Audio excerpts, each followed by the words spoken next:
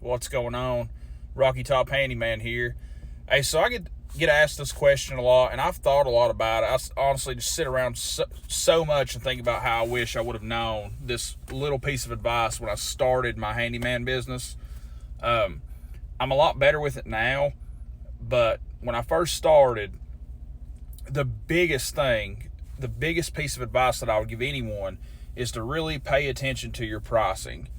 So what I mean by that is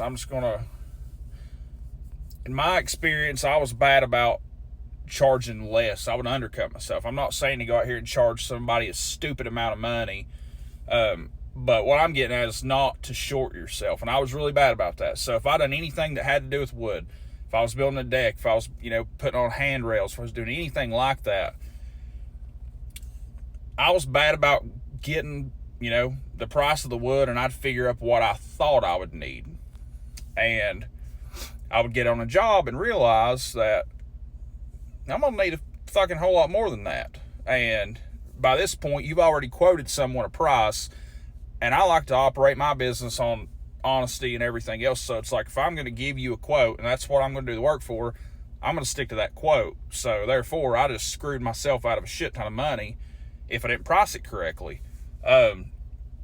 So I would make sure, if you're doing anything with wood or anything where you're getting supplies and everything else, go to the store, go to Lowe's, a sawmill, Home fucking Depot, wherever you're going, and make sure that you know exactly how much you're going to need, and even sometimes put you in a percentage, 15% over, to make sure that you're good. I mean, if you don't want to make that extra 10 or 15%, you can always knock it off at the end, but you can put it in there as cushion if you need it. But don't forget about your screws, because that's a big one. You'll see how much wood you need. You're like, okay, I'm good. And then by the time you've got this deck built, you've spent $200 or $300 in screws and everything else, and it all adds up. And by the time you're done, you're just upside down.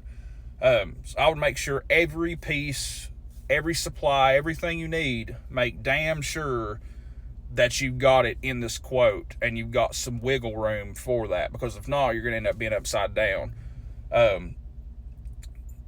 So I've had a couple of jobs when I first started that kind of went sideways like that, and it just, a couple things with decks, and I'd go out and I'd build, and it was something small, and I was like, yeah, I can do that for, let's say, $500-600, and then by the time I get into it, I've spent $400 to $500 in supplies, and I'm like, damn, I'm not making anything.